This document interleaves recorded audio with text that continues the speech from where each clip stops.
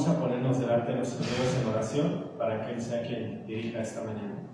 Padre Celestial, te damos gracias una vez más. Gracias porque tú sigues siendo fiel, sigues siendo paciente, sigues siendo misericordioso, Señor, pero no dejas de ser un Dios justo, un juez justo, Señor, que debe castigar a tu maldad. Así que, Señor, nosotros queremos buscar tu rostro, queremos buscarte con todo nuestro corazón, como tú lo has pedido, Señor. Enséñanos a hacerlo, danos la fuerza para esforzarnos, danos las fuerzas, Señor, para la perseverancia, para continuar, Dios. Y te doy gracias por mis hermanos, mis hermanas que pueden estar aquí en este lugar, buscando tu rostro. Rogamos por aquellos que no están, Señor, porque tú, Señor, también les muestres la importancia de la comunión, la importancia de la obediencia a congregarnos en tu nombre, porque el que nos convoca eres tú, Dios. Y, Señor, que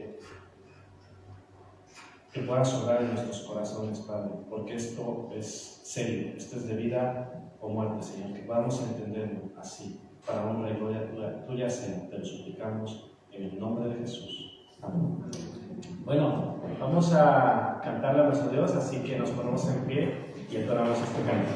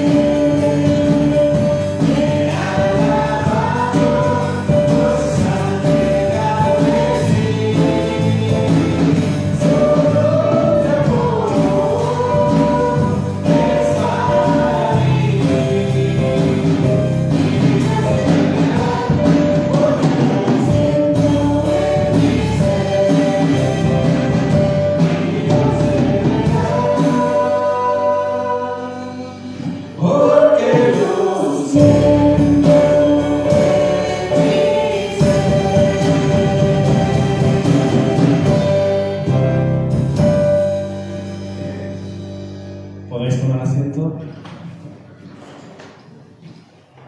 Bueno, vamos a recoger nuestras ofrendas, así que voy a pedir que los voluntarios o las voluntarias, porque ya hay los voluntarios, que puedan ayudarnos a recoger esto mientras cantamos. Bien, vale, pues vamos a entonar esto.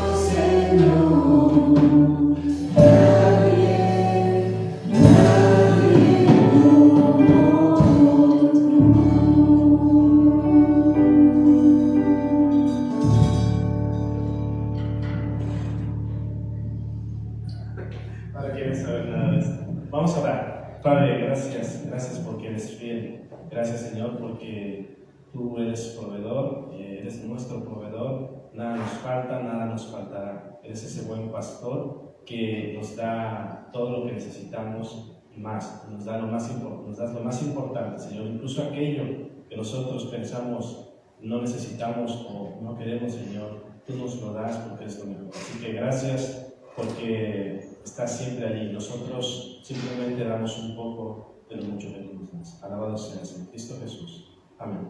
Gracias. Bueno, pues vamos a pasar a la parte de cumpleaños. Nuestro hermano José López no se encuentra, viajó a conocer a su nuevo nieto. Mari Picho no está entre nosotros y quien sí está es Maite. Así que, por favor, Maite, pasa aquí. Vamos a cantarte feliz cumpleaños y vamos a orar por ti. Bueno. ¿Vamos a pie? Sí.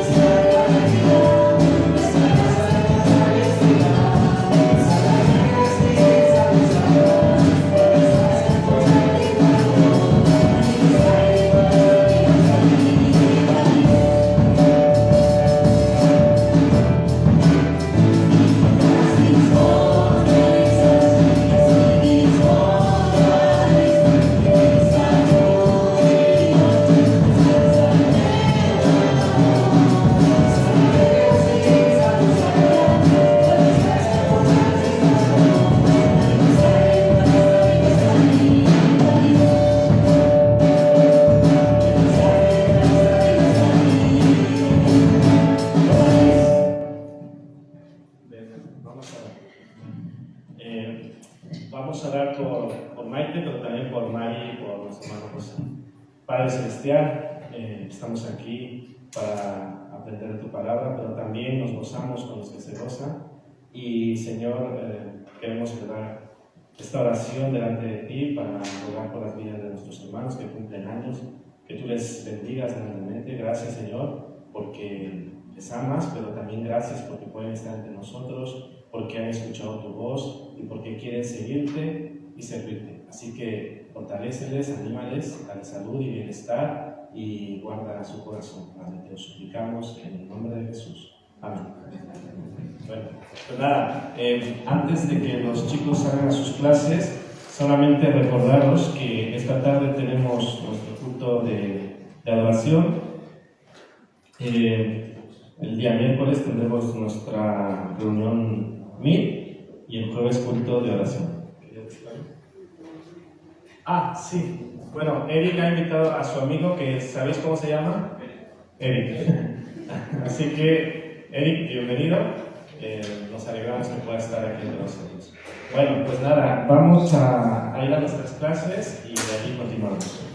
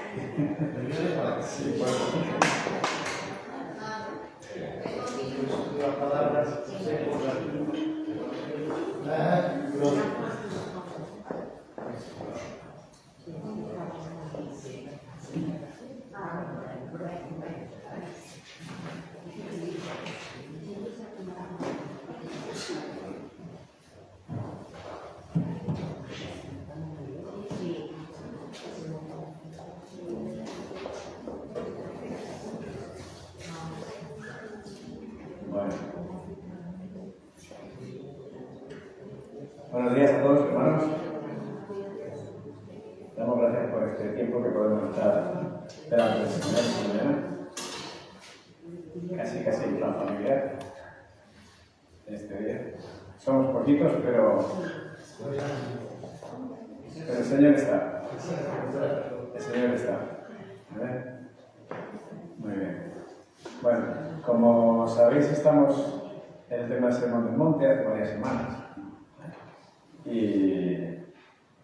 Y hoy vamos a tocar el tema dentro de la justicia del cristiano, vamos a tomar la no represalia y el amor activo, ¿vale? La no represalia y el amor activo. Y el texto se encuentra en Mateo, del 38 al 48, ¿vale? Lo iremos leyendo quizá por porciones, porque vamos a ir viendo una serie de puntos en esta mañana. Os paso ya, os pongo ya. Este es el resumen para que tengáis un poco a la vista el tema de lo que vamos a ir dando. Y en esta mañana, como decía, vamos ahora a empezar a leer este primer bloque, que ya lo tenemos aquí, Mateo 5, del 38 al 42, dentro de la no represalia y amor activo. Sí, el amor activo, eso sí, no la represalia. Dice así la palabra del Señor 38 al 42, dice: oísteis que fue dicho a los antiguos, ojo por ojo y diente por diente, mas yo os digo, no resistáis al malo, antes cualquiera que te hiere tu mejilla derecha, vuélvele también la otra, ya que quisiere ponerte a pleito y tomarte tu ropa, tu capa o tu túnica, perdón, en algunas versiones, dale también tu capa. Y cualquiera que te cargare por una milla, ve con el 2. Y al que te pidiere, dale, y al que quisiere tomar de ti prestado, no se lo rehuses. Y bueno, vemos aquí este texto y bueno, es interesante reflexionar sobre ello. ¿Habéis oído alguna vez la expresión la ley del talión? La ley del talión. ¿Qué os viene algo a la mente? Decimos la ley del talión, ¿no? La ley del talión es lo que acabamos de leer un poco, ojo por ojo, diente por diente, es la ley del talión, lex talionis. Y bueno, esta ley del talión, aunque parezca una cosa bárbara, aunque parezca una cosa brutal, ¿no? Exagerada, esto de decir ojo por ojo, diente por diente, pues de alguna forma es como el primer intento del ser humano hablo del ser humano, ya no como creyentes, de establecer y limitar la venganza. ¿Me explico? Porque el tema de la venganza es muy común en el ser humano, el vengarse, el ser vengativo. Pero esto de alguna forma limita porque fijaos que muchas veces ha habido a lo largo de la historia, ha habido extorsión, opresión por parte de las clases a lo mejor ricas o pudientes, y el pobre siempre ha visto limitado. Pero vemos que aquí, o sea, parece una cosa exagerada, pero a la vez es una especie de ley muy básica, ¿no? Muy básica ya puesta por el hombre, por los hombres, que luego vemos que la palabra también la refleja, pero es como puesta por los hombres, y esto daña que el daño vaya más allá, porque dice ojo por ojo, ¿no? Pero no te pases más, diente por diente, pero no te pases más, ¿de ahí? ¿Entendéis lo que quiero decir? Porque ¿qué es lo que tiene el corazón del ser humano? Tiene si tú me haces así, yo te hago así. Y si tú me haces así, yo te hago así. O sea, tenemos esa cosa, ¿eh? Y esto de alguna forma limita ese mal, ¿no? Ese hacer más de lo que se debe hacer de una forma legislada ya antes de muchísimo, muy antiguo, ¿no? Y fuera de la Biblia ya lo encontramos en el Código de Hammurabi. No sé si habéis oído hablar del Código de Hammurabi. Es un código hecho por este rey babilónico y que lo hizo en el siglo XVIII a.C. Está la clásica piedra de Hammurabi, o el Código de Hammurabi, que está en el Museo del Louvre, precisamente en Francia. Y ahí ya consta esta ley del talión. ¿no? Que luego vemos y que ha ido a lo largo de la historia evolucionando de alguna manera. Vemos que, incluso como decía en el Antiguo Testamento, también nos habla de esta ley del talión, nos habla del ojo por ojo, del diente por diente, de mano por mano, ¿verdad? Habla así, no lo vamos a tomar literal, pero por lo menos hasta lo que es extra bíblicamente parece ser que sí podía ser literal, eso de hacerlo así, pero como digo, de alguna forma marcaba que no te podías pasar más allá, porque la cosa del ser humano, como decía, es tú me lo has hecho así, pues yo te voy a hacer el triple, o sea, entonces eso de alguna forma sobrepasaba este tipo de ley de talión. Y esta ley de talión, de alguna manera, vemos que dura, parece ser que dura, hasta Sermón del Monte, precisamente. Hasta Sermón del Monte, cuando Jesús dice, ¿no? Oíste a los antiguos ojo por ojo, ¿no? Y diente por diente, pero yo os digo, no resistáis al mal. O sea, Jesús está, digamos, interpretando eso de una forma correcta. Pero como decía, vemos que desgraciadamente, aunque Jesús ya pone unos límites bien marcados ahí en el Sermón del Monte en cuanto a esta ley, que también está expresada en la Biblia,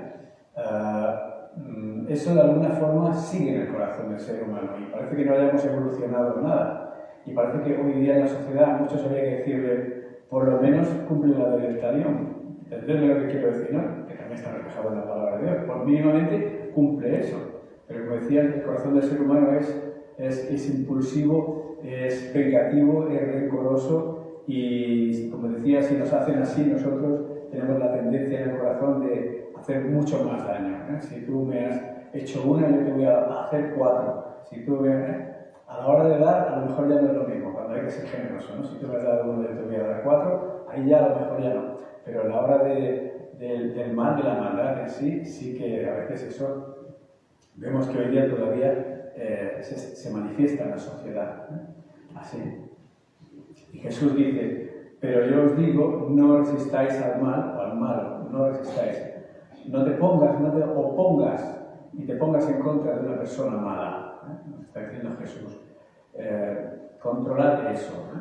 Y si nos ponemos en un momento en el contexto que estaba viviendo Jesús, en ese momento estaba digamos, el pueblo romano, estaba ahí, estaba gobernando en aquella zona, como en muchos otros sitios, Roma se establece muchísimo, y vemos que eso también les pone límite a aquellas personas que estaban diciendo, porque ¿qué esperaban los habitantes de aquel momento del pueblo de Israel? ¿Qué esperaban? Pues esperaban una libertad de la opresión del pueblo romano, precisamente. Deseaban y anhelaban una libertad, y cuando viene Jesús lo que esperaban era un libertador, que nos libertara de aquello. O sea, que si el pueblo romano le estaba haciendo algo, ellos seguramente que se sentían muy oprimidos por tener eso ahí encima, ¿no? Y no poder ellos pues, dirigir sus vidas como ellos pensaban que quizá tenía que ser. Y de alguna forma Jesús les está diciendo, sí vale, pero no resistáis al mal, o sea, no os pongáis rebeldes, ¿no?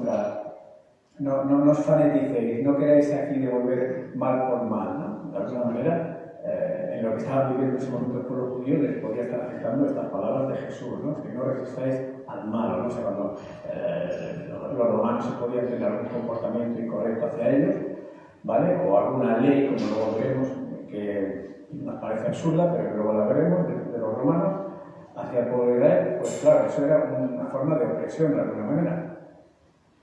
Y dice, no os opongáis, no resistáis, no os opongáis al mal, no le resistáis. Y la palabra resistir puede tener la connotación o la idea, ¿no? Hablando en el mundo de la fe, en el mundo cristiano, digamos, puede tener la connotación de no resolváis las cosas por métodos o maneras que incluyan pleitos, ¿vale? Que incluyan, pues eso, enfrentamientos, que incluyan esta serie de cosas, y más entre los hermanos, ¿no? No os involucréis en esta dinámica, no nos involucremos en esta dinámica de hacer las cosas al punto de tener que llegar a los jueces y estas cosas, ¿no? Y en 1 Corintios, si alguno lo quiere buscar, el capítulo 6, del 5 al 7, nos habla de esto muy claramente, ¿no? De que los creyentes debemos no intentar hacer las cosas fuera de lo que es la fe. O sea, que si hay un problema dentro de la Iglesia, miremos de resolverlo con la Iglesia, dentro de la Iglesia. Y sí, que pidamos al Señor sabiduría para saber y poder resolver esas cosas precisamente como creyentes, como hijos de Dios, con las herramientas que Dios nos ha dado ya para ir hacia adelante y no tener los problemas que el mundo pueda tener. No sé si alguno lo tiene a mano y lo quiere leer o lo puede leer. 1 Corintios 6, del 5 al 7. Se atreva a uno de vosotros cuando tiene algo contra otro, llevar el asunto ante los injustos y no delante de los santos. ¿No sabéis que los santos han de juzgar al mundo? Y si el mundo ha de ser juzgado por vosotros, ¿sois indignos de juzgar asuntos tan pequeños? ¿No sabéis que hemos de juzgar a los ángeles? ¿Cuánto más las cosas de esta vida? Si pues tenéis pleitos sobre asuntos de esta vida, ¿por qué ponéis para juzgar a los que son de menor estima en la iglesia? Para avergonzaros lo digo, pues que no hay entre vosotros ni uno solo que sea sabio para poder juzgar entre sus hermanos. Un hermano pleitea contra otro hermano y lo hace ante los incrédulos.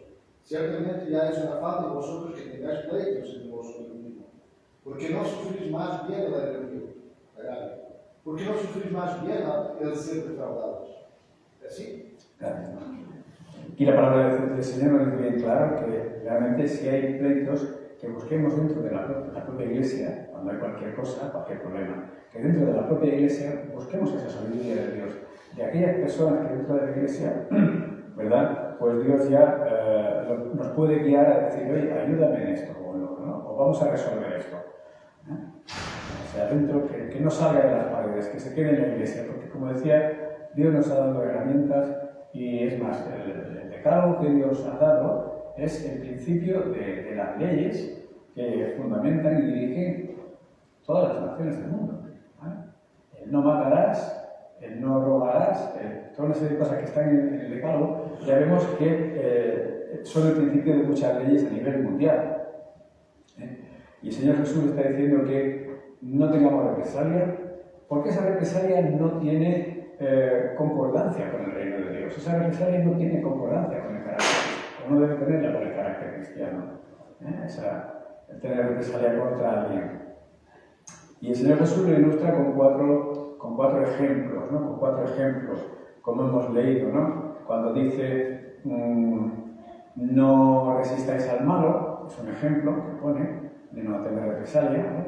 Cuando dice de que el que quiera ponerte a pleito y quitarte la túnica, la ropa, nos pone una serie de ejemplos, el que quiera obligarte a llevar carga por 1 milla y con el 2, él pone una serie de cosas para que veamos que, claro, lo que nace del corazón en la naturaleza humana es, pues, rebotarse contra eso, revolverse contra eso, rebelarse contra esa serie de cosas, ¿sabes? Pero Jesús nos está diciendo, no, esto tiene que ser de otra manera, ¿eh?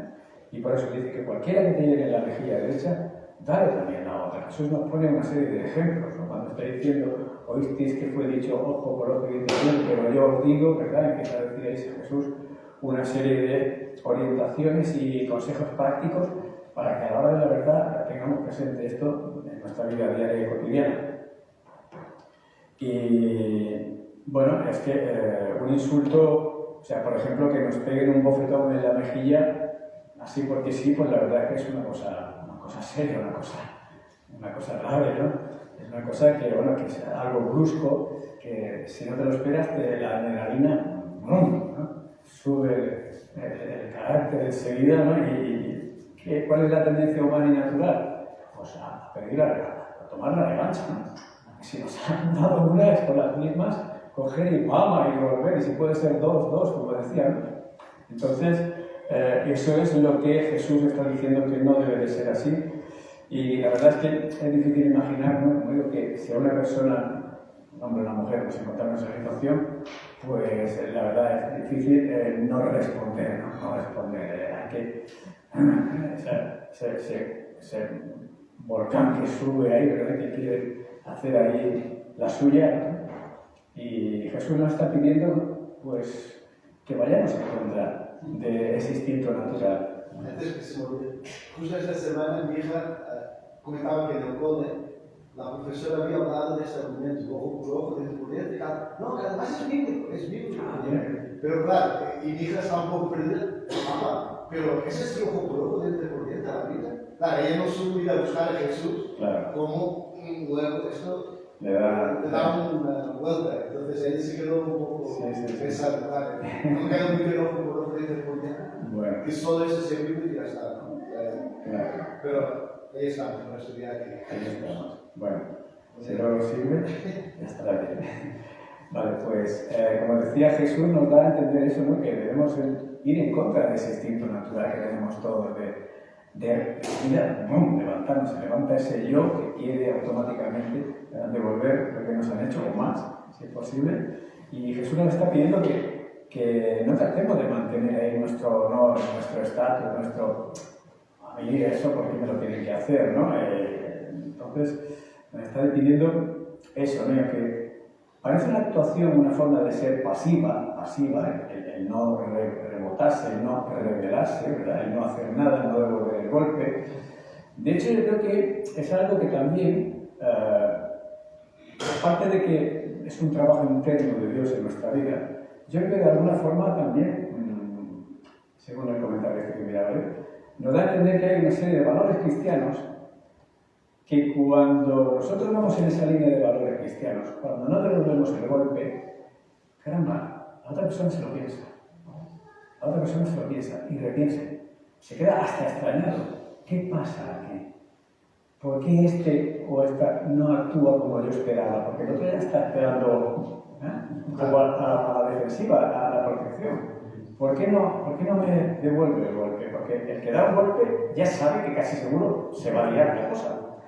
Pero si no se lía, ahí viene la extrañeza, la rareza, es decir, ¿qué pasa aquí, no?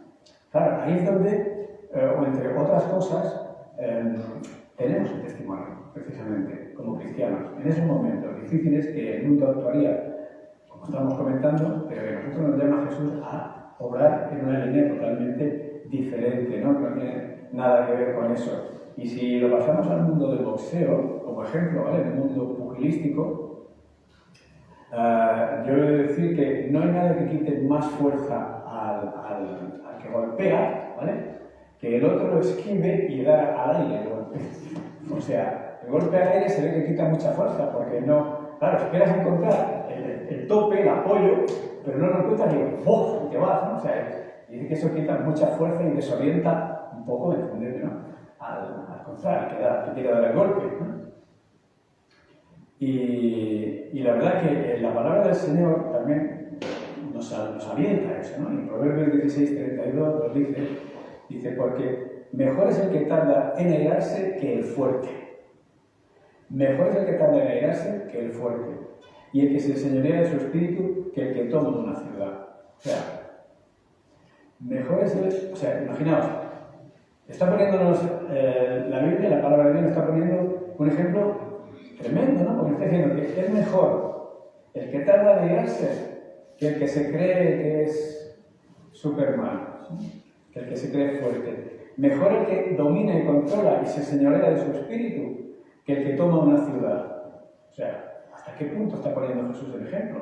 Es un ejemplo tremendo, ¿no? De valor que está dando a la persona. Está dando un valor diciendo, si vosotros sois capaces de esto, ¿vale? Que luego ya veremos que no es una cosa solamente de iniciativa propia, que sí tiene algo que ver, pero que tiene mucho que ver ahí el Señor en nuestra vida, evidentemente. ¿Vale? Pero dice, vale mucho más esa persona, ¿verdad?, que el que conquista una ciudad. Vale mucho más esa persona que el fuerte, el que se aira ante los ojos de Dios. Ante los ojos de Dios tenemos valor cuando somos mucho valor, cuando Dios ve esa actitud de nosotros, ¿no? Pero esa actitud, pero no una actitud porque lo dice la palabra, pero yo, si no fuera porque soy cristiano, te ibas a enterar tú, ¿eh? Entonces, eso no es la idea, ¿entendés? ¿No? Y vamos a ir evolucionando un poco en esto.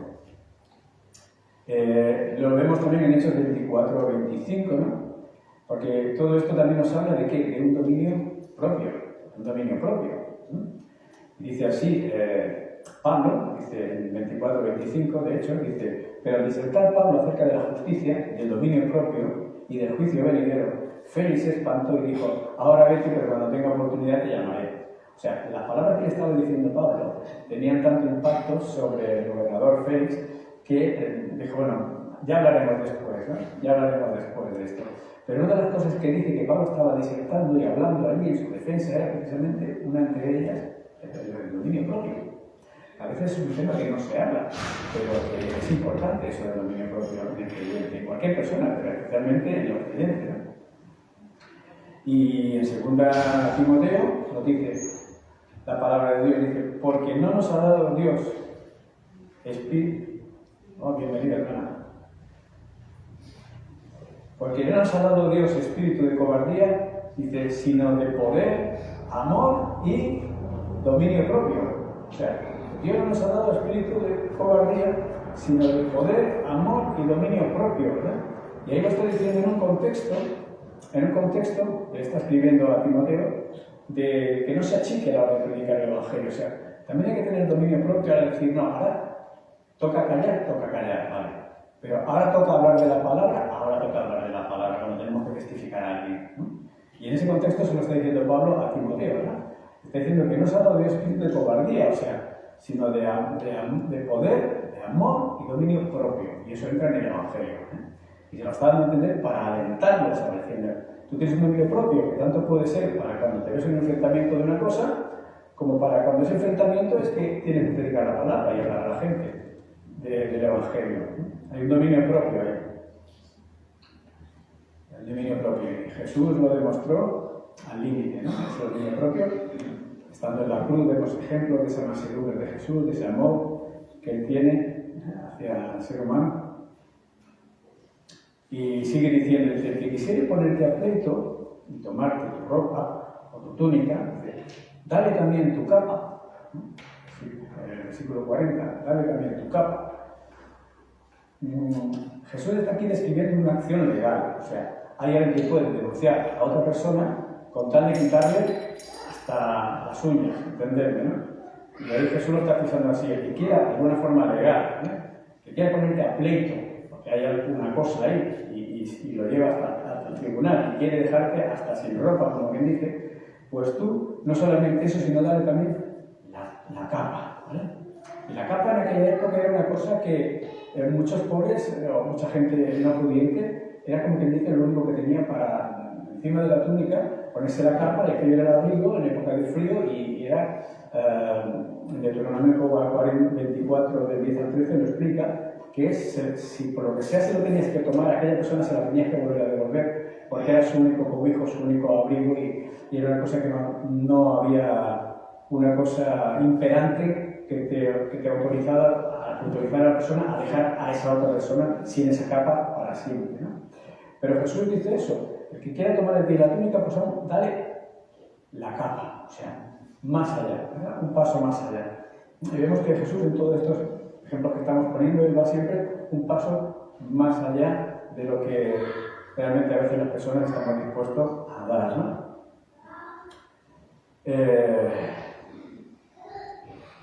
Y como decía, y es el mismo ejemplo que he puesto antes, esto siempre va a dejar a la otra persona descuadrada, ¿vale? La va a dejar descuadrada totalmente porque no se lo espera, porque ahí es donde está el testimonio cristiano, precisamente. Ahí es donde está nuestro poder y el poder de Dios a través nuestro, cuando guiados por el Señor somos capaces de actuar de esa manera y somos capaces de comportarnos así con ese prójimo que no está teniendo prácticamente ninguna consideración o muy poca consideración con nosotros, ¿no? Y evidentemente todo eso pues, requiere de humildad también, de humildad y decir, Señor, bueno, tú lo quieres así, pues, ¿verdad? No lo voy a hacer a mi manera, sino como tú quieres. Y nos sigue poniendo más ejemplos, ¿no? Es difícil lo que estamos hablando, ¿eh? Porque alguien que te quiera sacar de tu piso, como hoy día pasa, ¿vale? O que se te meta dentro del piso, ¿vale?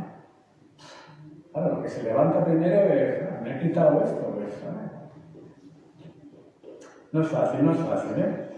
Y sigue diciendo, y cualquiera que cargare por una milla, millón, escrito millón en el griego, dice, ve con él 2, y esa milla, ese millón, son mil pasos, dice aquí, que viene a ser unos 1500 metros.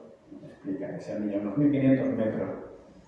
O sea, y aquí entendemos que cualquiera que te cargue con una milla, o sea, Jesús sabía que había una ley romana en ese momento, pero Israel estaba bajo el dominio romano en ese momento, y había una ley romana que le permitía a los romanos, o a los oficiales romanos, si venía con las mujeres del Mercadona, entenderme, con una bolsa de 10 kilos, decirle a cualquiera de allá, oye tú, toma la bolsa, me la llevas una milla porque por ley me tienes que llevar esto. Por eso decía antes que había una cierta opresión, y ahora que Jesús le está diciendo, no respondáis, no devolváis mal por mal, no hagáis ojo por ojo, ¿verdad?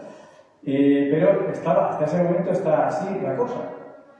Y claro, ¿con qué carácter, con qué actitud, si uno va tranquilamente, que vas por la calle, vas a tus quehaceres, a tus cosas, y te para un romano que va con la bolsa de 10 kilos y te dice 2 tambores de jabón, ¿verdad? Y dice, llévalos hasta mi casa que está ahí una milla. Es que tengo que... La ley. Y la persona estaba obligada a coger ese peso, lo que sea, esa carga, lo que fuera, y llevarlo a una milla. Pero eso que era una presión verdaderamente real. De la que el pueblo pensaba que iba a ser liberado cuando viniera el libertador, el Mesías. Ahí hubo una mala interpretación, ¿vale? Y claro, eso es complicado, porque imagínate que en vez de ser una carga que tú más o menos podrías llevar, fue una carga muy pesada. Y tienes que ir ahí con eso, ¿verdad? O las costillas ahí como puedes hasta llegar donde el otro dice, vale, eso hasta aquí, vale, una milla. Y justo acabas de dejar la carga y te encuentras con otro soldado que te dice, oye, tengo aquí una carga, llévame la otra. Oye, por favor, que acabo. Lo siento, solo estás tú por aquí, coge la carga y me ayudas a llevarla. ¡Buah, caramba! Es que era una ley un tanto injusta, ¿no? Un tanto injusta. Y vemos ahí precisamente, si nos vamos a la palabra de Dios, vemos que Simón de Cirene, aquel que le dijeron, ayúdale a Jesús a llevar la cruz, ¿por qué tuvo que hacerlo? Porque se lo estaba mandando un romano y había seguramente menos de una milla y se vio obligado por ley romana a coger la cruz de aquella y a cargarla y llevarla hasta donde tuviera que llevarla. Y el hombre a lo mejor venía cansado de trabajar en el campo, con la espalda destrozada de estar todo el día picando, cavando, porque entonces no había los tractores ni la maquinaria que hay hoy día. Y tuvo que coger la cruz y llevarla, ¿vale? Porque estaba precisamente bajo esa ley romana en esos momentos el pueblo de Israel, ¿no? Bajo ese millón, esa milla obligatoria, como te lo pedía un romano. A nivel de curiosidad, la palabra milla, es el único sitio ahí con Simón de Cirene que sale en la palabra de Dios. Millón, es el único sitio que sale, solo a modo de curiosidad. En los otros sitios que puede salir está escrito como estación, ¿no? De otra forma en griego. Pero aquí es el único lugar. Como decía, esa es una carga bastante opresiva y que nos da un toque al orgullo personal, ¿no? Que tú vas con tu vida, con tus cosas, y ahora viene y me tiene que interrumpir, yo que llevaba mi idea, que iba a una boda, que iba a un no sé qué, que además iba bien trajeado, y ahora tengo que ir sudando a donde vaya porque he ido cargado con lo que me ha dicho este romano, ¿no? Y bueno, y ahí en todo este mare magnum vemos ahí a Jesús que está diciendo que no resistamos, que no nos envenenemos con resentimiento, nuestro corazón, que no se envenene de resentimiento hacia esas personas, ¿verdad? Y que tomemos la iniciativa de hacer más de lo requerido. Es lo que nos llama siempre la palabra del Señor. Hacer más de lo requerido, ¿no? Dentro de nuestros límites y nuestras fuerzas. Y es lo que todo esto está enseñando Jesús en ese momento. Y sigue diciendo, el versículo 42, y el que te pidiere, dale. Y el que quisiera tomar de ti prestado, no se lo rehuses. O sea, de nuevo vemos la idea otra vez de ir más allá de lo requerido, de actuar con generosidad, de actuar con un corazón abierto, con un corazón sincero. Y bueno, ¿alguna pregunta hasta aquí? ¿Está todo bien? Voy a lanzar una.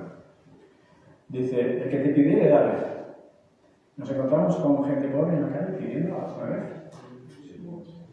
Cada vez más. Sí, ¿verdad?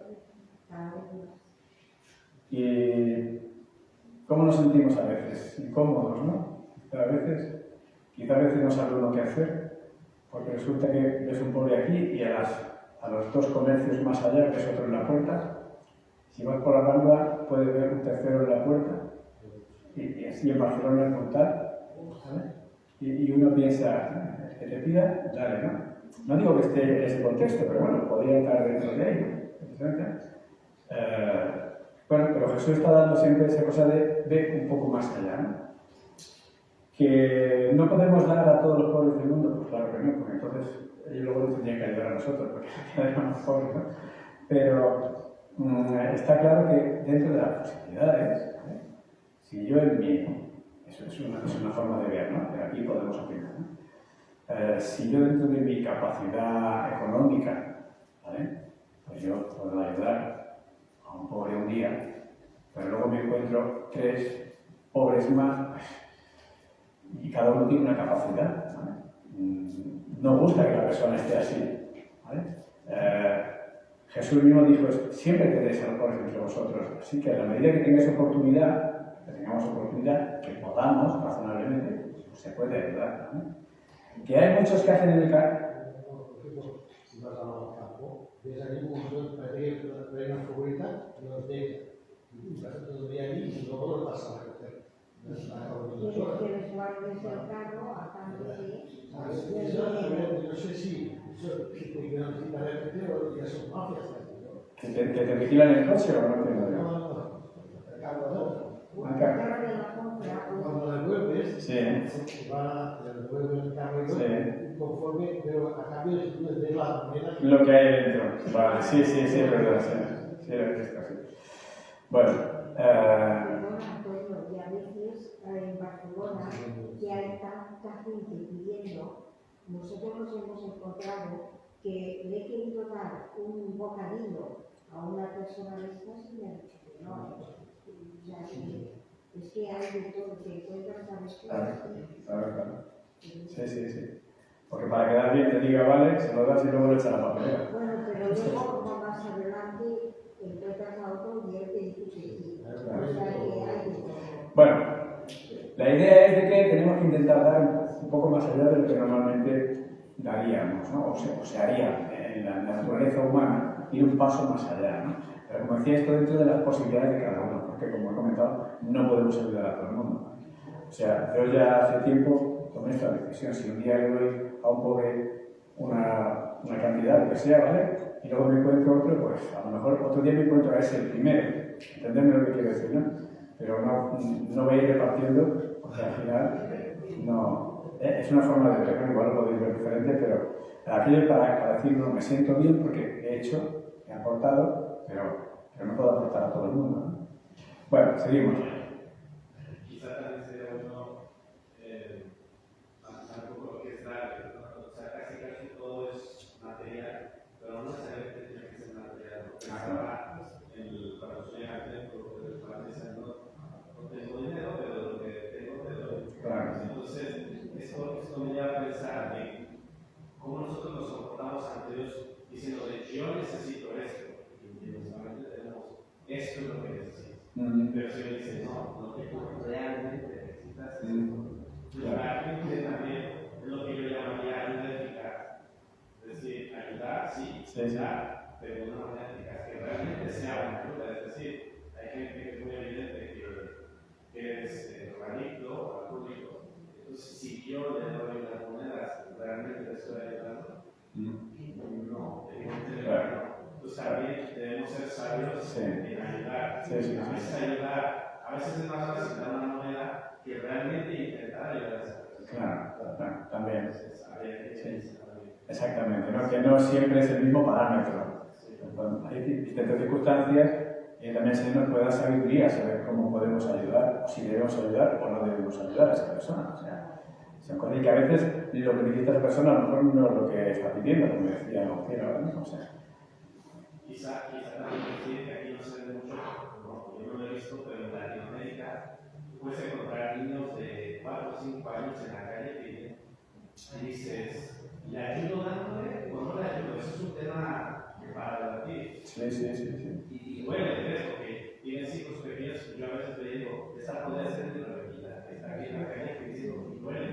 ¿Es realmente le ayudo dándole o le estoy afectando? Es un tema.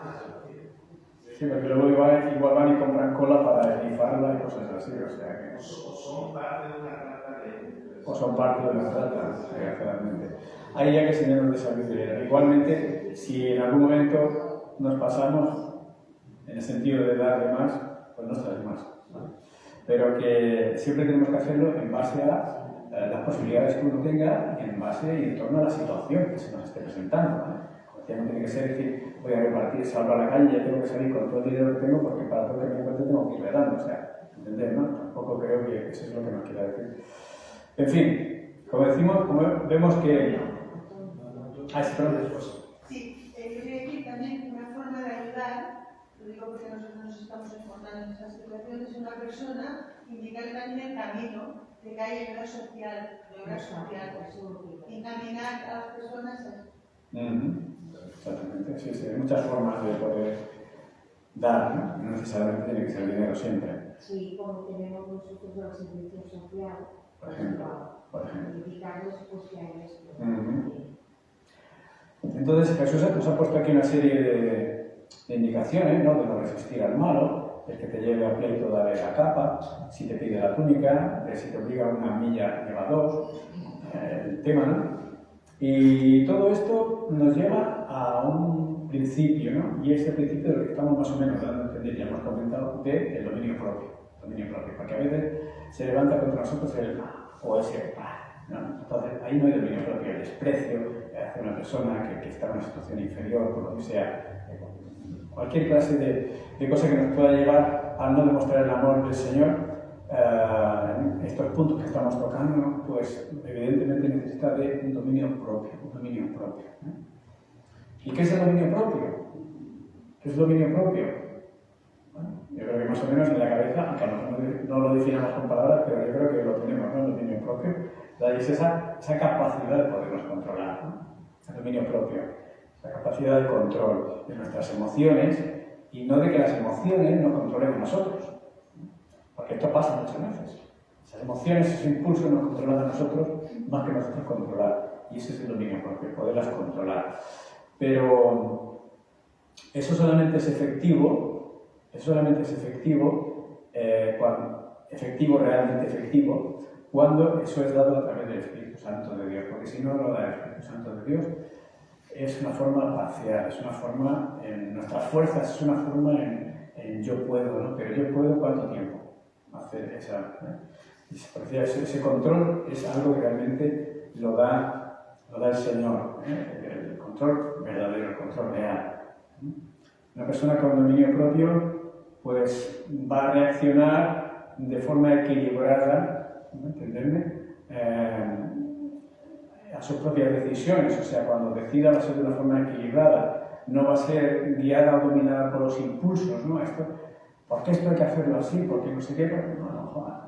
Ahí hay un control, no un dominio propio, que nos permite pues, poner los límites a cosas y que ese dominio propio muchas veces, cuando no se tiene, pues va ligado al pecado, evidentemente también, ¿no? Si no hay dominio propio. Y cuando hay dominio propio, pues sabemos los creyentes que el Señor nos guía, decir, no, por ahí no pases porque no te conviene, porque, de verdad, Señor, tienes razón, paso de eso, ¿no? Y como decía, es algo dado por el Señor, ¿no? Realmente, como estoy comentando, es algo que solo surge en el carácter cuando Cristo está formado o siendo formado en nuestro interior. Entonces el dominio propio empieza a fluir en nuestra vida, ¿no? Cada uno de nosotros. Y esto es una cosa que va ligado también y va siendo un fruto también de la santidad, ¿no? Que empieza a tener una prioridad en la vida de la persona, del creyente, la santidad. Entonces esto es importante y este dominio propio va a ir creciendo poco a poco. Evidentemente tiene que ver mucho con vivir la palabra de Dios, vivirla de verdad, esa palabra, con todos los beneficios que la palabra de Dios tiene para cada uno de nuestras vidas, que nos cambia el carácter y que nos guía, como decía, por el Espíritu Santo, a tener ese control de esas emociones, a tener el control de esos impulsos, a tener firmeza en las decisiones, en las actitudes, en la manera de hablar muchas veces, de decidir, de actuar. Y Y es verdad que, así hablando en plano coloquial, vamos a decir, ¿creéis que la edad en la persona trae dominio propio? ¿Los años a una persona trae dominio propio? Ayuda. Ayuda, ¿no? Ayuda. Bueno, ayuda, puede ayudar. ¿Estáis de acuerdo que los años pueden ayudar a una persona en su dominio propio, la experiencia, la veteranía, ¿no? ¿Sí?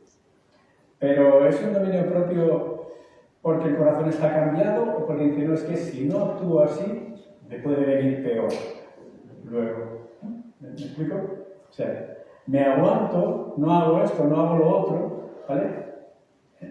Porque me sujeto, porque si no, luego puede ser peor, ¿vale?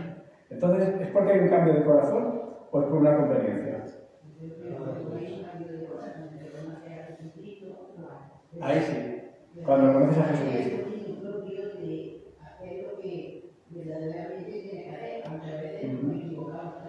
También, por supuesto, pero os tengo que entender que comentemos para poder reflexionar y pensar en el tema, que sí, la edad puede ayudar, los años pueden ayudar, pero muchas veces es por conveniencia, porque uno ya lleva unos cuantos tiros pegados, unas cuantas batallas en la vida, ¿verdad? Y entonces sabes que, bueno, te retienes muchas veces de cosas porque dices que si no va a ser peor, mejor me callo, ¿no? Y eso es sabiduría ya de canas, de las canas, ¿no? Y entonces, bueno, pero no es lo que realmente Dios quiere. Dios quiere un cambio de corazón.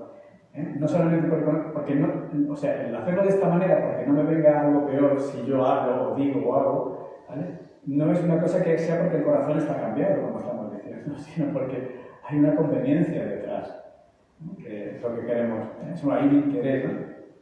Dice que hay un novio que no sabía si realmente la novia lo quería, y el día que se van a casar, hablo del dominio propio, ¿no? Pues dice, ¿cómo lo voy a saber? Si realmente me quiere, es una conveniencia, porque igual tenía buena posición, no lo sé, ¿no? Y eso es una cosa ficticia, evidentemente, ¿no? Y cuando la novia llega al altar ahí, toda pollosa, bien decorada, vestido, tal, el novio hace así en el vestido, lo pisa, ¡ras! ¡Ostras! ¡Ah! Y la novia empieza a ir con él, el novio dominio propio. Y el novio le dice, adiós. Porque si esto me lo estás haciendo así por una cosa así, ¿vale? De acuerdo que es un día muy bonito, de acuerdo que es un día precioso y un día histórico, ¿no? En la vida de una pareja. Pero, caramba, mal empezamos y ese mismo día, es una cosa así, pero bueno, para poner un poco de humor en ese sentido, pero que nos habla también del dominio propio, ¿no?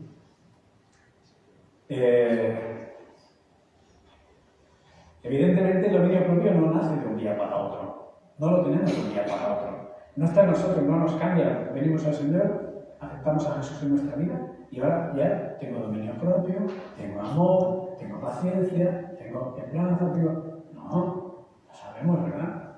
Esto no viene de un día para otro en el creyente. ¿Cómo viene esto en el creyente? En la medida en que ¿sí? En la medida que vamos creciendo en el Señor, en la medida que vamos madurando en el Señor, en la medida que... Correcto. Exactamente, ¿no? En la medida que nos consagramos a Él, ¿verdad? Que nos apartamos para Él, en la medida que dejamos que ese fruto del Espíritu, porque es un fruto, ¿vale?, crezca en nuestras vidas. En esa medida vamos a ir cambiando y ese dominio propio para llevar a cabo ese llevar la segunda milla, ese dar la capa, ese perdonar al prójimo y ayudarle incluso, pues eso es una cosa en crecimiento, ¿no? Evidentemente es imposible tener ese dominio propio sobre nuestros sentimientos, sobre nuestras pasiones, sobre nuestros deseos, fuera de la obra de la cruz. Fuera de la obra de la cruz, como decía, puede ser un barniz en nuestra vida. Que me lo pongo cuando me interesa para quedar bien y para que el asunto no se complique. Entonces, me porto bien, ¿vale? Pero eso es un barniz, ¿no? Entonces, es a través de la obra de la cruz. Cuando tenemos claro, y lo sabemos, y la hermana lo decía antes, cuando Jesús realmente está obrando en nuestra vida, yo les he dicho por aquí en varias ocasiones, cuando Él está obrando en nuestra vida es cuando somos capaces de cambiar. Decir, te puedo perdonar el corazón.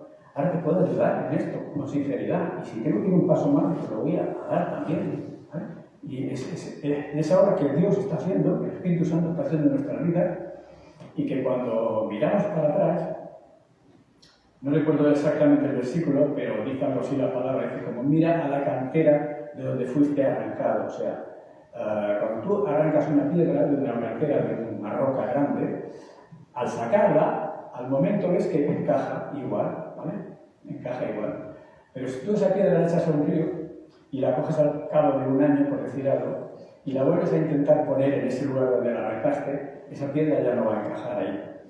No va a encajar. Porque el río la ha ido trabajando, la ha ido redondeando, la ha ido quitando los cantos, la ha ido transformando, y cuando quieres volverla a poner, ya ves que no, ¿no? Y lo que decía, o sea, no somos creyentes que, por decir a Jesús entra en mi corazón, eres mi Salvador, me has perdonado mis pecados, gracias, ¿verdad? No estamos transformados en ese momento. En ese momento hemos abierto el corazón a Dios, hemos dado pasos que inician nuestra vida, nuestra forma de hacer, de actuar, de vivir. Es el primer paso, ¿verdad? Es como cuando uno se casa, pues es el primer paso, hay que salir de cosas que hay que ir madurando. Pues, como decía, y la palabra de Dios dice, mira la roca, la piedra donde fuiste arrancado. ¿No? Ya vemos que si miramos atrás y digo, Señor, es que podemos decirlo, yo creo que sí, hermano, podemos decirlo cada uno de nosotros. Ya me has moldeado en ese río de tu trato conmigo. Si miramos a donde fuimos arrancados en un principio, vemos que ahora ya no encajamos, porque ya han habido cosas y cantos que Dios ha ido moldeando y ya no entran en el mismo sitio donde fuimos arrancados, cuando estábamos en pecado, cuando estábamos en nuestra libre albedrío, en nuestra voluntad, en nuestra forma de ver las cosas, ya no encajamos igual, ¿verdad? No digo que ya seamos perfectos, pero ya va a ser el tiempo el Señor obrando en nuestra vida, nos va transformando y ya no somos igual, ¿verdad? Ya no encajamos ahí, ni queremos encajar en esa forma de vida vieja, ¿bien? Con todo lo que implica. Y el mismo apóstol Pedro nos dice exactamente que añadiendo a vuestra fe virtud, a virtud conocimiento, al conocimiento dominio propio. Pedro nos habla también del dominio propio,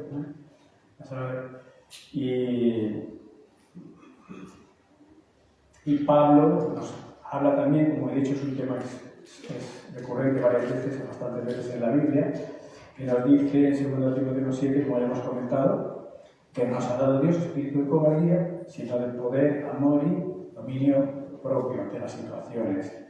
Y una de las cosas que ya sabe por su peso lo que estamos hablando es que es un fruto del Espíritu Santo. Porque los frutos del Espíritu Santo son amor, gozo, paz, mansedumbre, templanza. ¿Y la templanza qué es? Dominio propio. La templanza es dominio propio. O sea, es un fruto del Espíritu Santo. Si el Espíritu Santo lo da, lo vamos a tener. Pero claro, tenemos que disponer el corazón a estar buscando al Señor, a estar cerca de Dios. Porque si no, esa templanza, ese fruto, ese no va a venir a nuestras vidas, ese dominio propio. Vale, seguimos. ¿Bien hasta aquí? ¿Alguna pregunta? ¿Cuesta a veces dominar ese cuesta a veces, ¿no? Alguna vez se quede quieto aquí. El Señor está dando fuerzas para que estés aquí quieto, ese carácter, no te haga falta. Bueno, la falta de dominio propio, hermano, la falta de dominio propio, vamos a hablar un poco de eso. Porque todo esto que nos dice Jesús que tenemos que hacer es importante, el dominio propio, muy importante. ¿Y por qué crees que puede faltar el dominio propio en una persona? ¿Sí?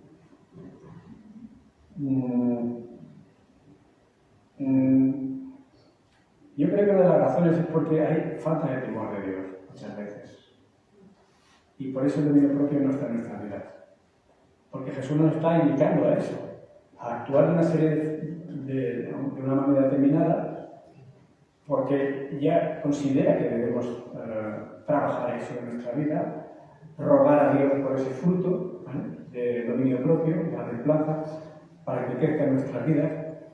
¿Y por qué lo hacemos? Porque hay un temor a Dios, hay un respeto a Dios, hay una reverencia a Dios, un querer agradar a Dios en nuestra vida. Y cuando eso no está, pues es por falta, cuando no hay ese dominio propio, es porque hay una falta de temor a Dios o un desconocimiento de la voluntad de Dios y de Dios, una inmadurez espiritual, una serie de cosas que nos llevan a no querer pasar por ese camino y dejar que rienda suelta que yo soy así. Bueno, vale, tiempo al tiempo, ¿no? Una persona sin dominio propio, ¿cómo creéis que puede afectar a otras personas? ¿Para bien o para mal? Para mal, ¿no? Pienso. Falta de dominio propio normalmente. Cuando no hay dominio propio, pues no hay dominio sobre el cuerpo ni sobre los pensamientos y la persona está en constante riesgo cuando no hay dominio propio. Hay un riesgo, porque además una persona que no tiene dominio propio lo va a torear como quiera. Como quiera. El Proverbio nos dice, 25-28, dice, porque como ciudad derribada y sin muro es el hombre cuyo espíritu no tiene rienda. Como ciudad derribada y sin muro, o sea, un destrozo, ¿no? Si no hay rienda, si no tiene sujeción, si no hay un dominio propio de la persona, dice que es como ciudad derribada. Cuando no hay dominio propio, ¿qué pasa? Pues que no hay control de las palabras. Eso es así, no hay control de las palabras. Se nos escapa. Cuando ya se han dicho, pues he dicho que cuando no se tiene el Señor, sí puede haber un cierto dominio propio natural de la persona, porque sabe que luego le puede quedar algo peor, ¿no?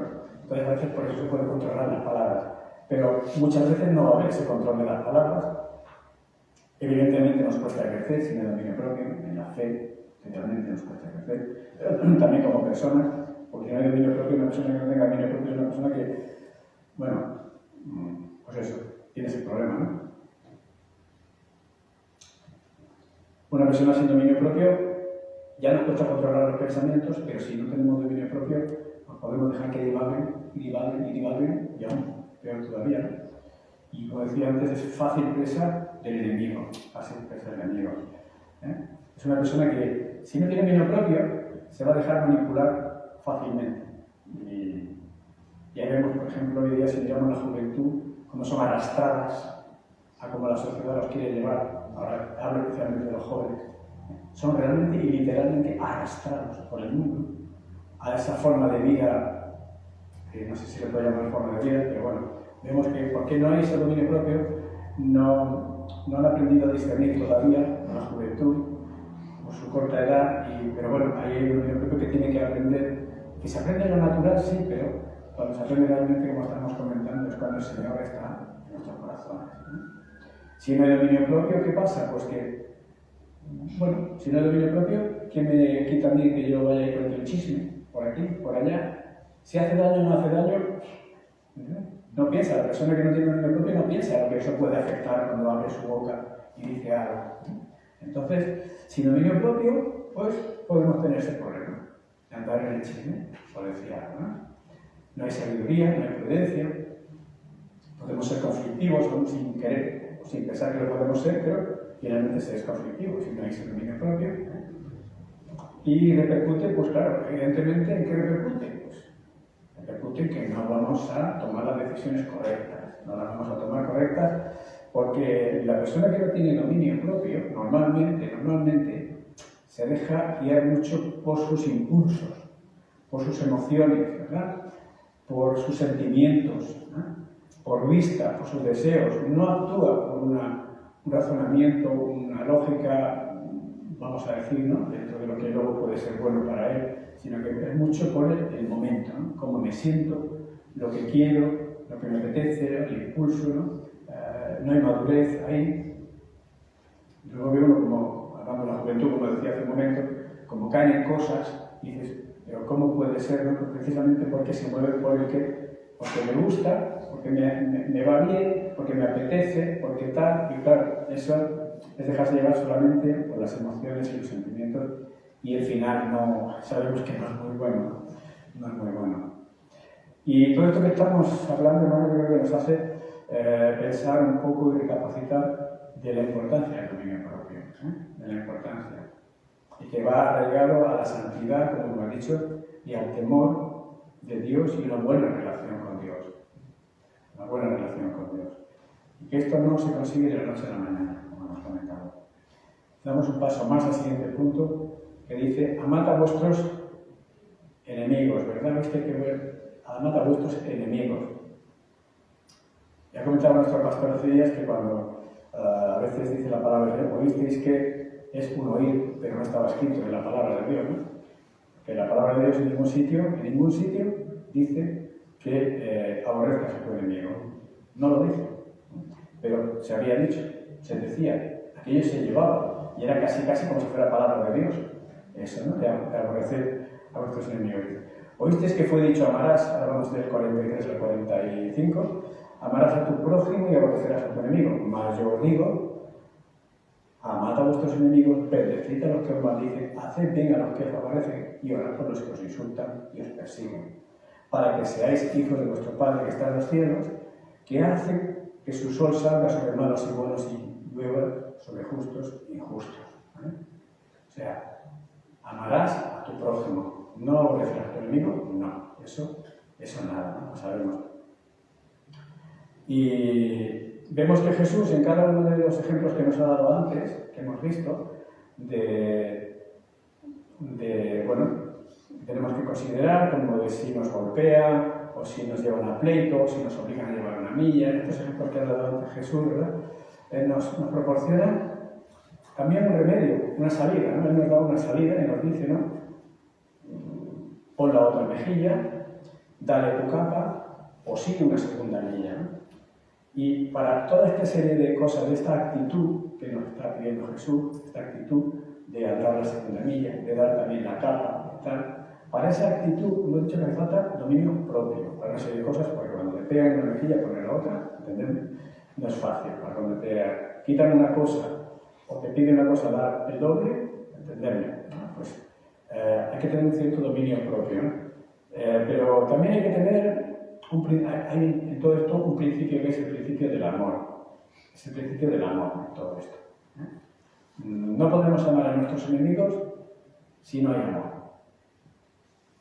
Si no hay amor en nuestras vidas, en nuestros corazones, no podemos amar a nuestros enemigos. Oísteis que fue dicho, amarás a tu prójimo y aborrecerás a tu enemigo, pero yo os digo, dice Jesús, amad a vuestros enemigos. ¿No? Amad a los que os aborrecen. ¿No? Y en ningún sitio, como comentaba, en el Antiguo Testamento, en ningún sitio se nos está diciendo, en ninguno, que aborrezcamos a los enemigos. En ningún sitio, al contrario. Ya sabemos que la palabra de Dios que nos lleva siempre a amar al prójimo. Y ya en el Antiguo Testamento dice, porque ni al extranjero oprimirás tampoco, porque tú fuiste también extranjero en Egipto, en la tierra de Egipto. O sea, no oprimas al extranjero, no oprimas a nadie. Ama al prójimo siempre, cada día, ama al prójimo. Sí, el Antiguo Testamento en Números, sí. 32, 33, que es último, pero los libros. Así que hay en el caso de un asesinato de la tiempo, voluntario o involuntario, había unas normas en Números, capítulo 32, que algo sobre esto, y hay más casos. Pero fijaos que también Dios constituye una ciudad de refugio, también, en el Antiguo Testamento, para evitar la venganza muchas veces, que haya la venganza por parte de unos y por parte de otros, ¿no? Y no tenemos que malinterpretar, por ejemplo, cuando en el Antiguo Testamento Dios manda destruir a los enemigos, no es que Dios aborrezca a los enemigos, ¿vale? Sino que Dios está dándoles al pueblo de Israel una tierra, pero es que Dios está haciendo de alguna forma justicia con el pueblo de Israel en ese momento, con aquellos pueblos que eran rebeldes, idólatras, ¿vale? Paganos totalmente, y Dios está haciendo de alguna manera también justicia. Pero en ningún momento está Dios diciendo que los tengan que aborrecer. No lo está diciendo Dios, que los tengan que aborrecer. No sé si más o menos queda contestado, pero bueno. Pero sí es verdad que hay una ciudad de refugio donde Dios, en el Antiguo Testamento, las pone precisamente para casos en los que la persona se podía pasar y el otro tenía que huir y cuando se metió en ciudad de refugio, ahí no le podían hacer nada.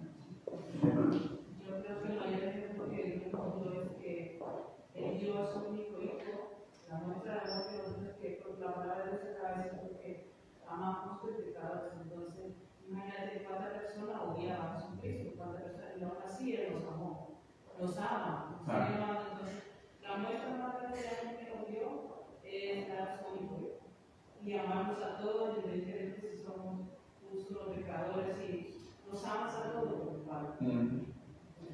Precisamente. Ese es un ejemplo que nos da, que nosotros muchas veces, mientras seamos carne, amar a nuestros enemigos, pero si tenemos el Espíritu Santo, es como el dominio propio, exactamente que nos hace perdonar y entender de que la palabra nos envía que tenemos que amar.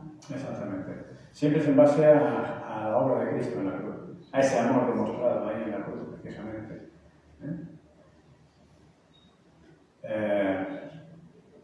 Y el mismo Pedro, hablando de Jesús, nos dice aquí unos versículos que dice porque qué gloria es si pecando sois, a ver, perdón, creo que me he pasado.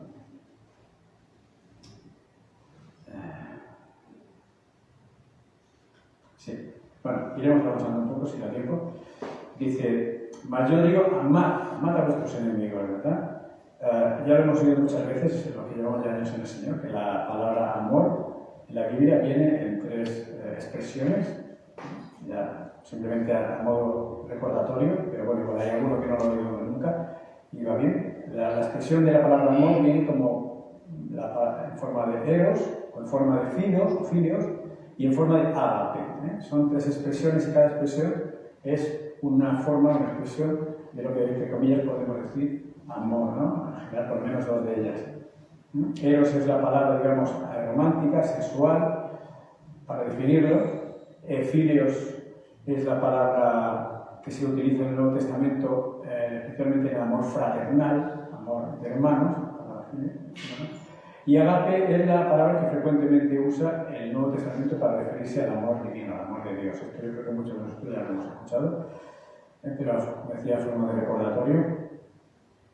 Y una persona, o lo que Dios nos llama precisamente es amar con ese amor agape, ese amor de Dios, ese amor que decía el hermano, que es cuando Dios nos perdona y nos sentimos amados por Él, por esa obra de la cruz. Y es precisamente agape es lo que Jesús quiere que tengamos hacia nuestros enemigos, porque ese amor es el que nos va a facilitar poner la otra mejilla, ese amor es el que nos va a facilitar dar más de lo requerido, ese amor es el que nos va a facilitar seguir la segunda milla, dar con generosidad, ese amor, ¿no? Y ese amor nos lo muestra Jesús en todo momento. Y Pedro nos dice que no nos conformemos, ¿no? Porque no pensemos solo que hacer lo bueno y ya está, ¿no? Dice, porque qué gloria recibís si pecando sois abofeteados y lo soportáis, mas si haciendo lo bueno sufrís y lo soportáis, esto ciertamente es aprobado delante de Dios. Dice, pues para esto fuisteis llamados, porque también Cristo padeció por nosotros dejándonos ejemplo para que sigáis sus pisadas. Cristo, lo que hablábamos. Dice, el cual no hizo pecado, ni se halló engaño en su boca, que cuando le maldecían, no respondía con maldición. Cuando padecía, no amenazaba, sino que ponía la otra mejilla, entenderme, sino que encomendaba la causa a que justamente juzga. Eso no quiere decir que a veces no tengamos que decir las cosas, ¿vale? Porque cuando a Jesús le dan una bofetada cuando estaba delante de Pilatos, Jesús dice, si te he hecho mal, dime qué ha sido. Y si no es así, ¿por qué me bofeteas? ¿Vale? O sea, eso no quiere decir que a veces, bien dicho, como esas palabras de Jesús, justas en su momento, podamos decir las cosas, ¿eh? Eso está claro. Pero que vemos que Jesús no se revela, no se revuelve contra nosotros, sino que dice las cosas claras. Si he hecho algo mal, dímelo. Y si no, ¿por qué? Y eso es una buena expresión en alguna ocasión que a nosotros nos puede venir bien también, en ese sentido. Dice, en el 45, dice, para que seáis hijos de vuestro Padre, ¿no? Para que seáis hijos de vuestro Padre que está en los cielos. Mata a vuestros enemigos, ¿para qué? Para que seáis hijos de vuestro Padre que está en los cielos. Entonces, no se puede nunca confundir que yo amo porque así se ve hijo de Dios, por amar, solo por el hecho de amar al prójimo y a los semejantes. Eso no podemos confundirlo. Eso no podemos confundirlo. No podemos utilizarlo en ese sentido. Jesús pide ese amor hacia nuestros enemigos, ¿vale? Pero no para ser hijos de Dios, sino porque somos hijos de Dios. Porque somos hijos de Dios, precisamente. Tenemos que entender eso y tenerlo bien claro. Y nos está pidiendo precisamente el amor hacia nuestros enemigos. De esa forma dice que seremos hijos de nuestro Padre y agradaremos a nuestro Padre amando a nuestros enemigos. ¿Por qué? Porque Dios ama a nuestros enemigos. Dios nos ha amado a nosotros cuando éramos enemigos de Dios. Y nos ha amado al punto de dar a su Hijo. Lo sabemos. Lo sabemos. Y dice, a Dios que hace salir el sol sobre malos y buenos. Y que hace llover sobre justos e injustos. Lo que os comentaba antes, ¿no? Dios no pone límites. Dios tiene las puertas abiertas para que todo el mundo venga a Él. Y Dios muestra su generosidad, Dios muestra su amor en una forma que lo vemos en la naturaleza. Dios no limita la lluvia. Dice, este terreno que es de un hijo mío, que llueva, y aquel que no es creyente, ahí no va a llover. No. La lluvia cae sobre todo. El sol cae sobre todos. El aire lo respiramos todos. La luz la disfrutamos todos, el sol. Seamos creyentes o no seamos creyentes. Dios nos está demostrando de alguna forma su amor hacia nosotros. ¿No? Dice,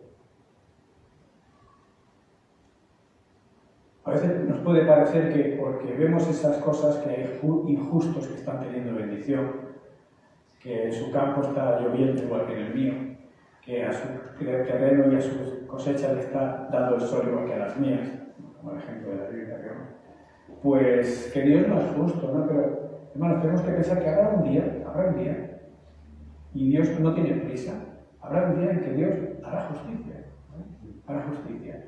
Y a esos que, sin querer ser nada de Dios, les ha fructificado su tierra, Dios le va a decir, fui generoso contigo, pero tú no quisiste mirar. Habrá un día que Dios hará justicia, sobre todo el mundo, buenos y malos, ¿verdad? Unos para bien y otros para mal, desgraciadamente, ¿no?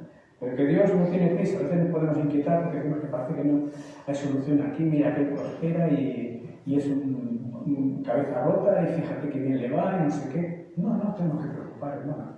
Dios hace salir el sol sobre todos y hace que la lluvia caiga sobre todos y que todo lo bueno, así de la naturaleza, caiga sobre todos. Y que su paciencia, incluso hoy día su paciencia, la tardanza de que el Señor no venga ya por su iglesia, es un tiempo de bendición que están teniendo los no creyentes y no lo saben para poder mirar a Dios. Y es un tiempo también de responsabilidad que tenemos los creyentes, porque llegará ese día que tendrán que dar cuentas a Dios los que no creen. Dice, seguimos un poquito, dice en el 46-47, dice, porque si amáis a los que os aman, ¿qué recompensa tendréis? ¿No hacen también lo mismo los publicanos? Dice, y si abrazáis o saludáis, dice las versiones, a vuestros hermanos solamente, ¿qué hacéis de más? ¿No hacen así también los gentiles? ¿No hacen así también los gentiles?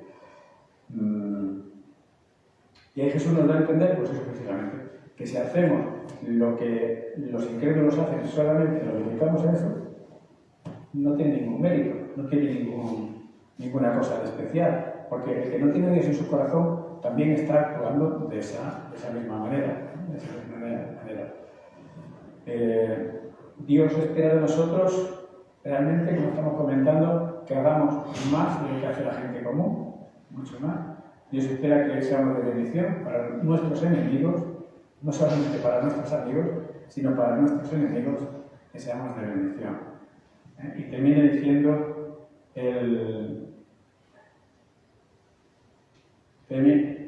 una reflexión solo, y antes de ir al final. Porque es fácil amar a los que nos aman, ¿no? Pero a los que no nos aman, a veces no es tan fácil amarlos. Empezando desde tonterías dentro de la iglesia, ¿verdad? Por decir una simpleza, es que no me han saludado. ¿Vale? O sea, pues a lo mejor es que yo tampoco he saludado. Pero a veces parece que es como muy fácil hablar a los que nos aman. Eso es muy fácil, todo va corriente abajo, río abajo, va bien, ¿no? Pero los que no nos aman, aquellos que a lo mejor no nos caen tan bien, aquellos que incluso nos disgustan, si están, aquí no me refiero, a cualquier de la sociedad donde nos encontremos, ¿no? Pues a eso nos está diciendo Dios, ámalo, ámalo.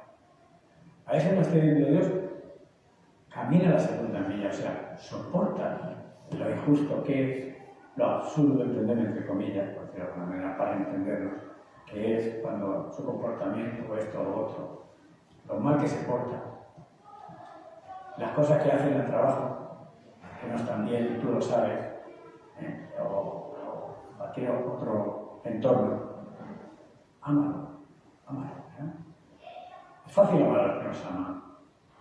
Repitiéndome al ejemplo que he puesto antes de la pareja que se casaba, ¿no? Cuando le pisa el vestido, ¿no? O sea, cuando todo es bonito, todo va bien, es fácil amar. Pero Dios nos llama a amar en esos momentos difíciles, ¿no? Y no es fácil a veces en esos momentos difíciles. Pero precisamente el amor, nos podemos creer que amamos, podemos estar engañados creyendo que amamos. Una vez decía que si tenemos una cadena que se compone de eslabones, las cadenas son eslabones, ¿no? Y una cadena que tenga unos eslabones gruesos, fuertes, resistentes, de tonelaje, ¿vale? Pero en medio hay esos eslabones que pueden resistir 1000 kilos, por decir algo, ¿vale? Pero en medio de esa cadena hay un eslabón que puede resistir 100 kilos. ¿Cuánto va a aguantar la cadena? 100 kilos.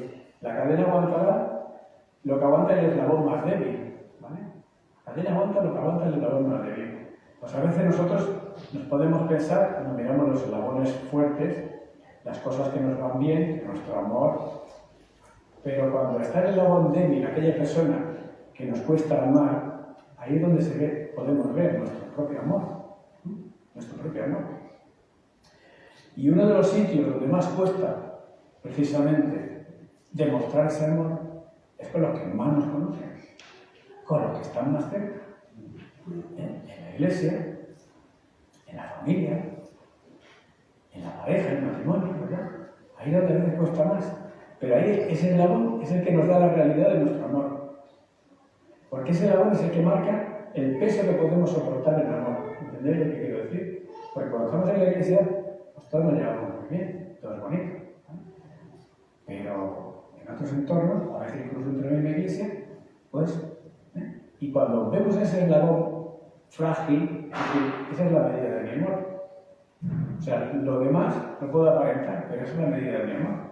Lo que yo puedo amar a esa persona que me está costando, sea el marido, sea la mujer, sea el vecino, sea un hermano de la iglesia, sea un compañero de trabajo. El punto que más nos cuesta de amar, esa es nuestra fuerza de amor. Esa es nuestra medida de amor. Lo demás es superpuesto. Esa es la medida real. Porque si somos capaces de amar a esa situación, a esa persona, con amor de Dios, con amor de verdad, con amor de corazón, hermanos, todo lo demás será súper fácil. Pero si nos autoengañamos creyendo que porque amo a lo que me es fácil ya tengo amor, ya tenemos amor, nos estamos engañando. Porque precisamente el punto donde más necesidad y donde más necesitamos demostrar el amor es hacia esa persona que tenemos, que normalmente suele ser la más cercana o las más cercanas. Ahí es donde tenemos que demostrar ese amor de Dios, ¿verdad? Y esa es la medida de nuestro amor, de la persona más cercana. A veces no, a veces puede ser la persona no más cercana, pero sí la persona que nos cuesta más amar, por lo que sea, aunque no sea cercana, pero nos cuesta mucho amar. Pues esa es la medida de nuestro amor, esa. No hay otra, es esa, ¿no? En fin, pero el Señor nos llama a amar a nuestros enemigos, a amar al prójimo. Y acaba diciendo en el versículo 48, y con esto ya concluimos, dice, sed pues vosotros perfectos, como vuestro Padre que está en los cielos es perfecto. ¿No? Perfectos, enteros, completos, maduros, llenos, ¿verdad? Bondadosos, en amor, precisamente. ¿No? En amor. Dice, Jesús nos termina con esto, este pasaje, terminamos así. ¿No? Y esto parece ser, cuando dice ser vosotros perfectos, parece ser que nos está diciendo, tenemos que ser, aquí ya vamos, ni un defecto, ¿no? ¿Vale? Bueno, vamos a desgranar un poquito esto, ¿no? Porque a veces parece que ser que nos pone eso en un punto que no vamos a poder alcanzar nunca, ¿no? Ser vosotros perfectos como vuestro Padre que está en los cielos es perfecto. ¿Vale? Entonces vemos que si no fuera por la gracia de Dios, hermanos, si no fuera por la gracia de Dios, ¿quién es perfecto? ¿Quién alcanzaría el cielo? ¿Quién alcanzaría la salvación? Si no fuera por la gracia de Dios, ¿vale? Es de ahí que estamos agradecidos a Dios. Porque sabemos que no podemos por nosotros mismos, lo intentamos. Claro, si no lo intentamos, mal vamos. Lo intentamos. Pero es así. Y damos gracias a Dios precisamente por la promesa de su gracia, por la promesa de su amor y de su perdón inmerecido. Pero es una promesa que nos da, ¿no? Y en Deuteronomio, por ejemplo, hablando de esto, que parece imposible, pero por ejemplo aquí lo vamos a poner en un contexto, dice en Deuteronomio 18:13, dice, perfecto serás delante de Jehová tu Dios. Perfecto serás delante de Jehová tu Dios. Lo está diciendo en el Nuevo Testamento, lo está diciendo en el Antiguo Testamento, ¿vale? Pero siempre tenemos que mirar un poco el contexto, ¿vale? Por ejemplo, en este contexto de Deuteronomio es un contexto de no contaminarse con los ídolos que los pueblos paganos tenían. No contaminarse y meterse en adivinación, en prácticas de adivinación, en quemar a los hijos, incluso que los pueblos paganos hacían eso, pasar a los hijos por fuego, o sea, quemarlos a un dios pagano, ¿no? Y meterse en temas de adivinación y consultar a los muertos y estas cosas. Y entonces Dios le está diciendo en ese momento, en ese contexto, perfecto serás delante de Jehová Dios, o sea, no te metas en esas cosas, ¿vale? Entonces, en ese contexto está dando a entender eso, ¿vale? Y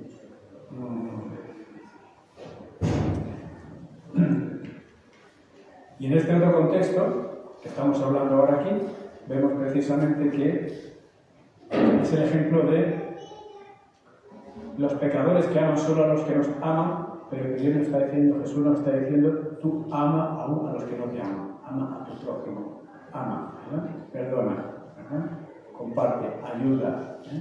Apoya, ¿no? Y es un contexto diferente. Este perfecto que dice aquí, ser perfecto como vuestro Padre, lo podemos entender en el contexto del amor, porque aquí está hablando del amor al prójimo, de andar la segunda milla, ¿verdad? De poner la otra mejilla, de dar la capa. Está hablando en el contexto del amor, del dominio propio también, como hemos dicho, pero especialmente del amor. Porque si no hay amor, difícilmente, estamos hablando, podemos llevar esto a cabo, ¿no? Entonces, ser perfectos en este contexto podemos entender, se ha quitado opinar, pero si queréis, pero yo entiendo que se refiere a ser perfectos en ese sentido del amor al prójimo, ¿no? Del amor al prójimo. Y finalmente, no aquí, pero en otro contexto, sabemos que Jesús mismo resume la ley diciendo que amarás a Dios sobre todas las cosas y a tu prójimo, ¿no? Como a ti mismo. Entonces vemos que para todo esto que hemos estado hablando esta mañana, dos cosas importantes que nos queden en la cabeza es que realmente necesitamos dominio propio para poder soportar las injusticias de este mundo, de nuestro prójimo.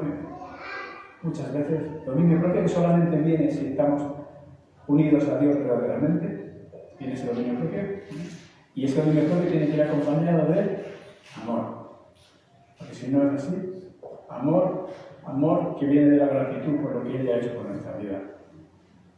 Dominio propio y amor, hermanos. ¿Se queda con estas dos palabras esta mañana? Algunos ya están bien. Pues nada, aquí no sé si tenéis alguna pregunta, alguna cosa que añadir.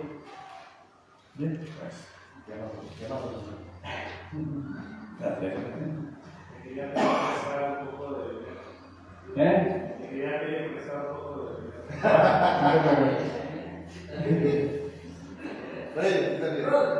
Ahí está bien. Muy bien. Voy con tarjeta, ¿verdad?